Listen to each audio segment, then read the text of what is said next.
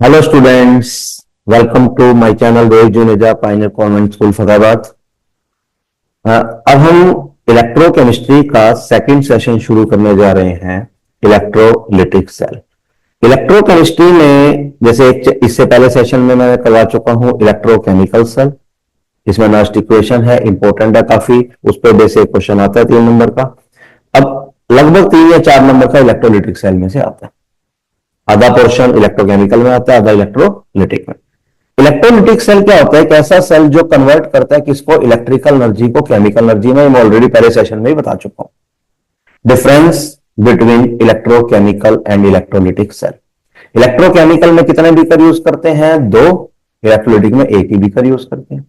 Electrochemical क्या करता है? केमिकल एनर्जी को इलेक्ट्रिकल एनर्जी में कन्वर्ट करता है और यह कन्वर्ट करता है इलेक्ट्रिकल को केमिकल में। इलेक्ट्रोकेमिकल में anode negative, cathode positive. Electrolytic में एनोड पॉजिटिव, कैथोड नेगेटिव।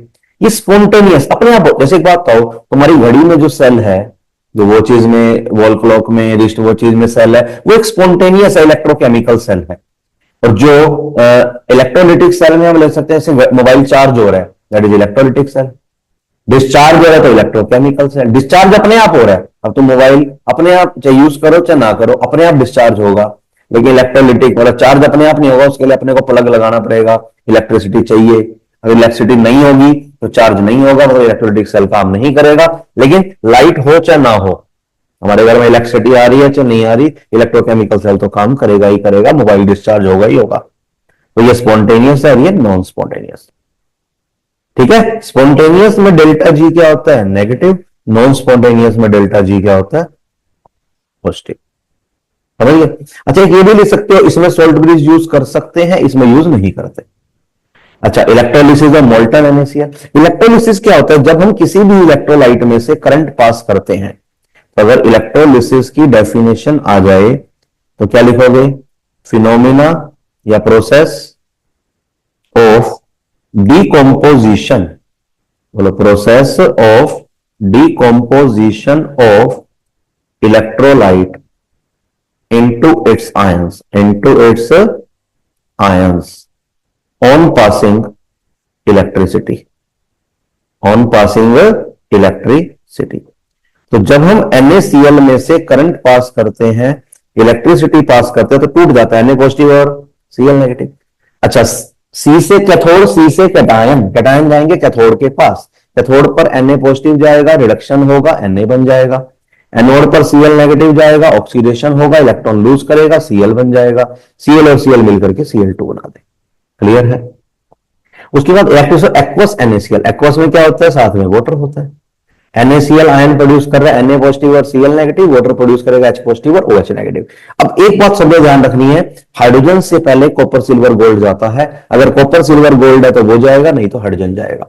अब देखो ना तो यहां कॉपर है, ना सिल्वर है, ना गोल्ड है, तो कौन जाएगा? हाइड्रोजन।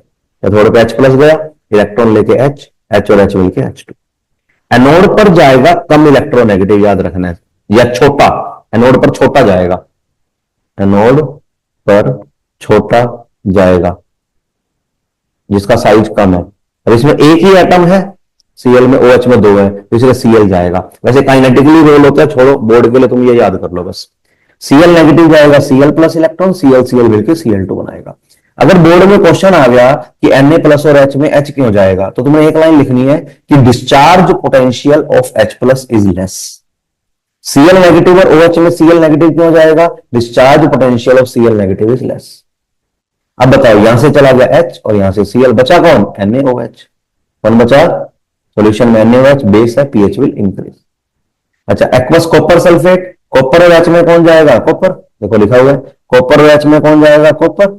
SO4 और OH में कौन जाएगा? OH, क्योंकि OH छोटा है। तो यहां से कॉपर गया और यहां से कौन गया? कॉपर, और यहां से OH, ये O2 बना देगा। अब बचा कौन? H और SO4। सॉल्यूशन में बच गया H2SO4, pH विल डिक्रीज। अब हम पढ़ते हैं फैराडे के लॉ। फैराडे एक साइंटिस्ट था। फैराडे के 2 लॉ हैं, फर्स्ट लॉ और second law. Faraday first law में क्या बोलता है कि weight is directly proportional to Q. Q मतलब चार्ज, क्यू मतलब चार्ज। इस डायरेक्टली प्रोपोर्शनल को हटाने के लिए लगेगा जेड। जेड होता है इलेक्ट्रोकेमिकल इक्विवेलेंट, शॉर्ट में बोलते हैं ECE, जिसको हम बोलते हैं इक्विवेलेंट मास बाय 96 500 और Q होता है IT, तो W बराबर ZIT, W बराबर ZIT। अब जैसे क्वेश्चन आ गया, find weight of copper at cathode when 10 ampere current flows for 965 second. बोलो कॉपर की वैलेंसी कितनी है कॉपर सल्फेट में? 2, तो इक्विवेलेंट मास आ जाएगा एटॉमिक मास 63.5 बाय 2 31.75। तो वेट ऑफ कॉपर क्या हो जाएगा? इक्विवेलेंट मास कितना है? 31.75, ये इक्विवेलेंट मास बाय 96500, ये जेड आ गया, into current 10 into time 965, solve कर देना। अच्छा एक क्वेश्चन इस तरह का भी आता है इसमें कि find quantity of charge required to convert 1 mole of Cu+2 into Cu। अगर तुम Cu+2 को Cu में बदलोगे, बोलो Cu+2 को बदलोगे Cu में, तो वो 2 इलेक्ट्रॉन गेन करेगा। अगर Cu+2 का 1 मोल है तो इसके कितने मोल हो जाएंगे? 2। 2 मोल पर चार्ज कितना आ जाएगा? 2 फैराडे, मतलब 2 इंटू 96500 कूलम। ऐसा एक क्वेश्चन आ सकता है 1 मार्क, 1 मार्क में ये क्वेश्चन आ सकता है। क्लियर है बच्चों? उसके बाद फैराडे सेकेंड लॉ, अगर चार्ज सेम होगा, अगर चार्ज क्या होगा? सेम, तो weight is directly proportional to equivalent mass. तो weight of first by weight of second is equal to equivalent mass of first by equivalent mass of second. अब आता है resistance volt by current, voltage by current, unit होती है ओम या volt पर ampere भी लिख सकते हैं इसको, ये फिजिक्स में पढ़ते हैं हम।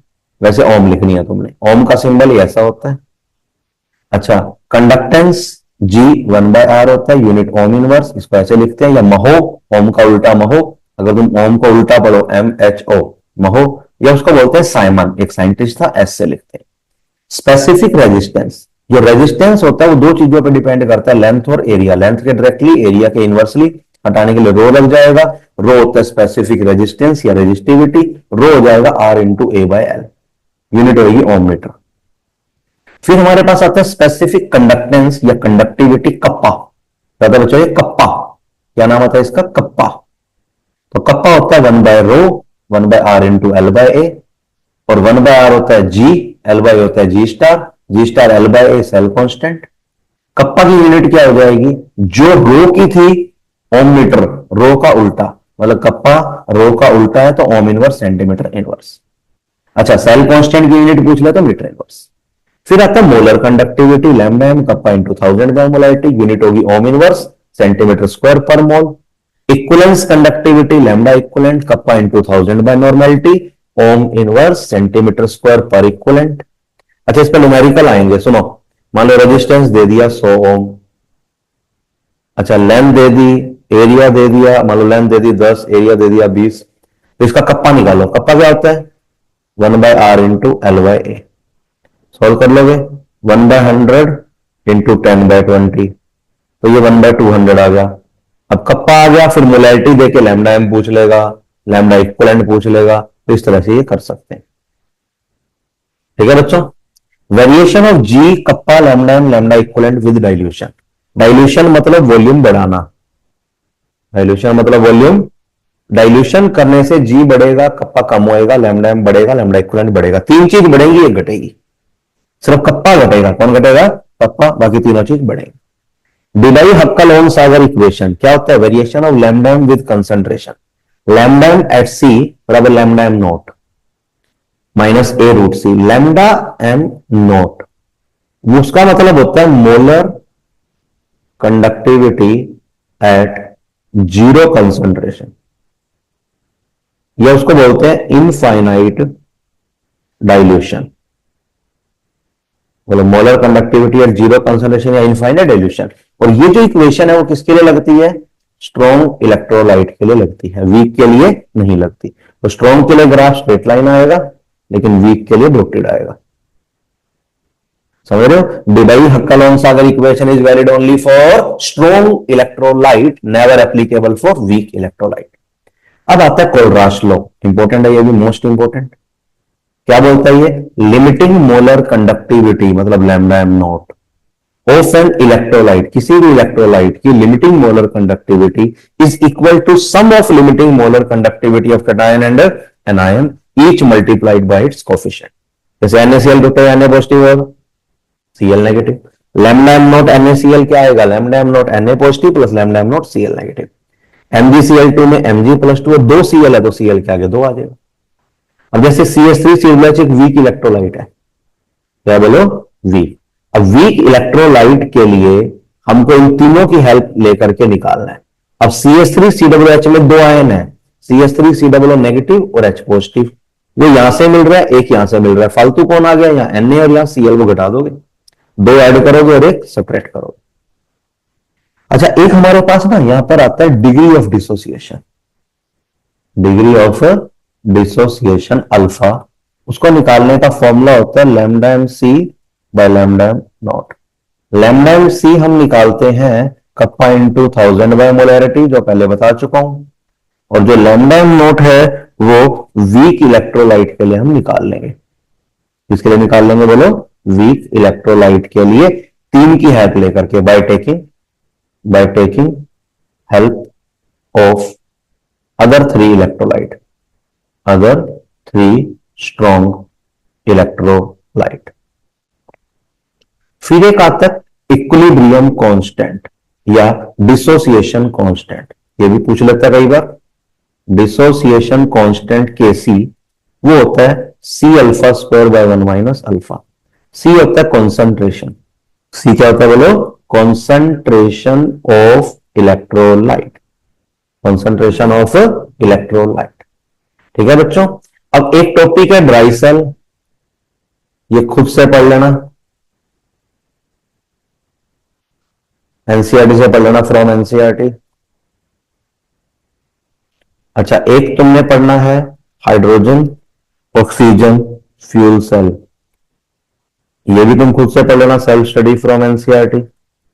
और एक लेड स्टोरेज बैटरी, ये तीन चीजें खुद से पढ़ लेना।